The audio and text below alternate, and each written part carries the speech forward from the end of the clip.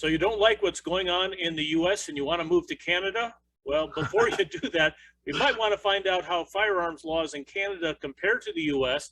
And with me, I have a good friend and fellow instructor, Bill Scott. Bill, introduce yourself and just a little bit about what you do up there in the North Country. Yeah, you bet. Thanks for having me, John.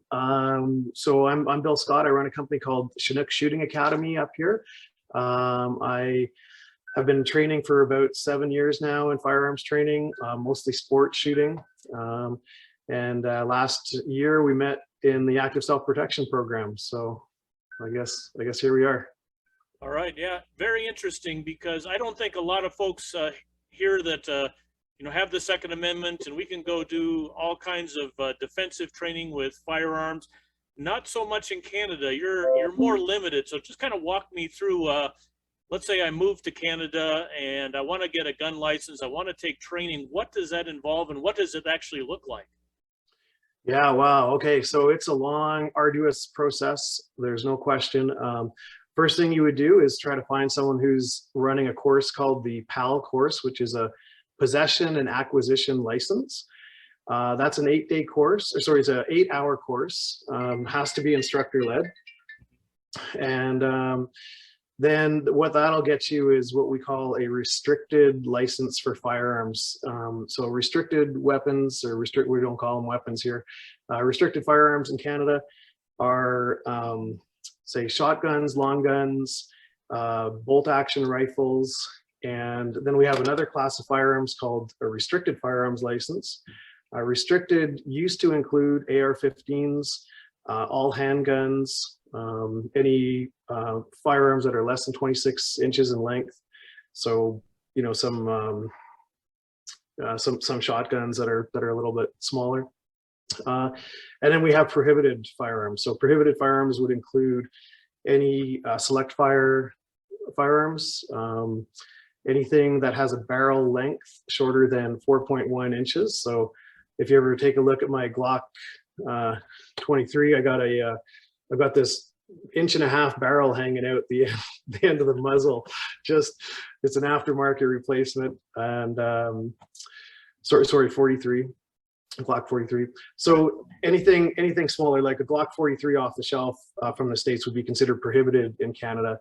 And prohibited firearms are not allowed to be removed from the owner's premises. It must be stored in a safe at all times. And so they're not giving out any more prohibited firearms licenses, but everybody's been grandfathered in. As you probably know, last year, our fearless leader put out something called an order in council, which took a number of firearms off the shelf. So a lot of Canadians who had non-restricted firearms, like ranch rifles, for example, or VZ58, all would be considered non-restricted, have now been prohibited. And so we've had to take all of those firearms, lock them up under lock and key, and we're waiting for some legal results from some challenges to see if we'll be able to remove those and start playing with them again. Wow. So basically, kind of what you're saying is, if you want to train in Canada, you're pretty well, restricted to shotguns and basically like deer hunting rifles. Would that be a proper at summation? The moment? Yeah, we do. So if you finish your non-restricted 8-hour course, you can go on and take another 4-hour addendum to that the next day or whenever. That's for your restricted firearms. That would be handguns, and I don't really know what some of the other ones are that aren't prohibited now. You would have to pass your both tests. There's a written component and a practical component you have to pass with 80% or better. Then you'll have to apply to the federal government for a firearms license, whether it's restricted or the non-restricted. You'll have to put down every conjugal partner you've had in the last 2 years, any or ex-spouses. They have to sign off on you getting a firearms license. There is now a background check. So if you've ever had antidepressants or anti-anxiety medicine, you might be prohibited from owning a firearm for life.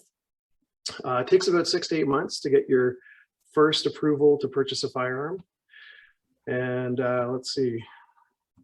Yeah, that's kind of the story for the licensing component. Once you actually are able to procure a firearm, so let's say you're able to procure a handgun, you would have to call the chief firearms office, we call it here in Canada. You would say to them, you know, I'm buying a gun from this person or this store. Here's the firearms license. They would match up the license with the serial number and registration, and they would issue a permit to transfer the firearm to the new owner. And once both people have those pieces of paper, they can meet up and do the transfer. So is there such a thing as handgun training, or basically somebody buys a handgun and you pretty much have to leave it in the house in the safe? Yeah, well, it's getting close. There's some legislation out there now looking to allow cities to ban handguns, which, I mean, if you've looked at Chicago, you know what a disaster that is. But for now, we're allowed to do sport shooting. And so we're allowed to take restricted firearms to the range. There was a time when we had something called application to transport. So currently I'm allowed to go from my home to one of the ranges that I shoot at. I have to take the most direct route, and the firearm has to be rendered inoperable, so disabled with a lock or broken apart. It has to be locked in a secure case, an opaque case that can't be seen into. That has to be stored separate from the ammunition and stored out of sight in the trunk of your vehicle. And you can take your firearm to the range where you can shoot it on the firing line. You're allowed to load it at the firing line, but of course we're not allowed to have loaded firearms anywhere else in Canada. So there's absolutely nothing like a concealed carry permit, you know, where you can go to your local store or gas station or whatever and actually have a firearm ready to go on your person. You would never be able to do that. I mean, you could apply, but I think there's only one has ever been granted in Canada. Wow. But there is something called, and I forget the name, but it's for people who work outdoors. So if you are, let's say, a fishing guide or a hunting guide, or maybe a geologist that spends a lot of time outside, environmental services, you can apply for a handgun permit, which would be an open carry permit only. It has to be a 40 caliber, has to be a .4 or larger caliber handgun. And you would be allowed to have a loaded firearm, a loaded handgun in the backcountry. And of course, you know, of course, for a bear or mountain lion or something like that. Yeah, it would be predator defense, yeah. Right.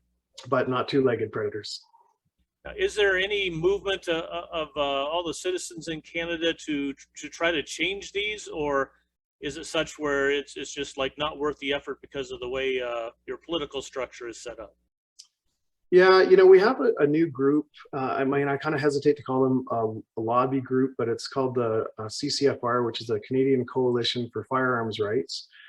They've done more for Canadian firearms rights than anybody else. And really what we're up against is it's about education. So the media has certainly been owned recently by our Liberal federal government. There's $600 million went to the media stations. And so it's pretty unusual to get a fair shake for a firearms owner in Canada. But the lobby group is doing a great job. They're putting together instructor or like learning videos and just, you know, how dangerous are firearms and comparing. They have animated videos that go out. So they've done a really good job.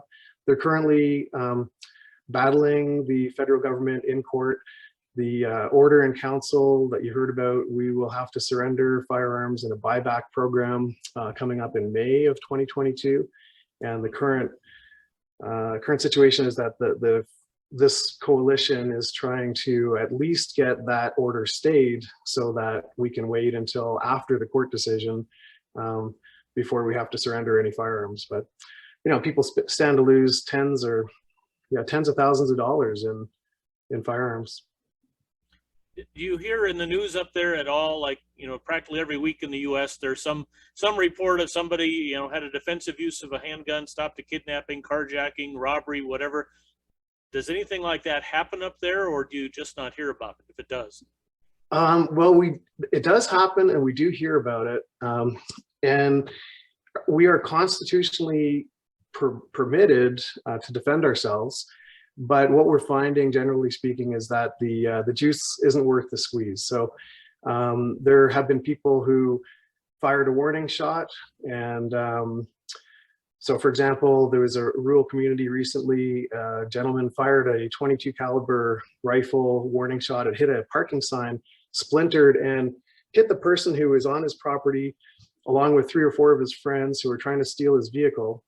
That cut open his hand a little bit, or his forearm a little bit. That person was arrested.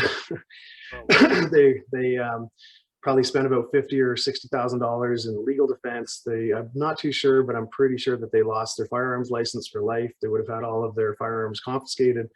So generally speaking, you know, the juice isn't worth the squeeze. There's other ways to, you'd have to defend yourself in other ways.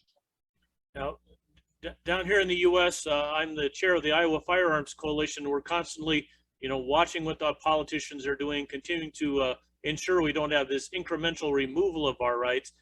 You know, we do a lot of whining and complaining. Now, do you look at us in the U.S. and go, you guys stop your whining? You should come up here for a few months and see what it's like. Well, you know what, I applaud the whining and complaining, and there was a time when I was like, well, you know, it's just one more step, and now I'm you know, I think we all need to be digging in our heels and not give one more inch, because it is just a slow erosion of civil liberties and human rights. So yeah, I applaud what you're doing. I think stand firm. Yep. Well, we'll keep doing it. That's for sure. Appreciate you taking time to visit with us today. And I have one suggestion. Why don't you come train with us here in the U.S.? So hopefully this COVID madness is kind of going away. We'd love to get you down here and do some classes together and get to know you more than just by all the Zoom calls we did a year or so ago. Yeah, no kidding. Yeah, well, I bought a plane, and that was my whole plan, was to come down and spend a few months in the States just training and learning what I can. So looking forward to that, John. I'll see you soon. Yeah, as you can see, there may be airplanes available if you come down here. So that's fantastic. You know, whether Iowa or Arizona, we'll get you taken care of. So my friend, good to see you again. Thank you for joining us today, and keep up the good fight up north, and we'll do the same down here. Awesome. Thanks, John. Yep, you bet.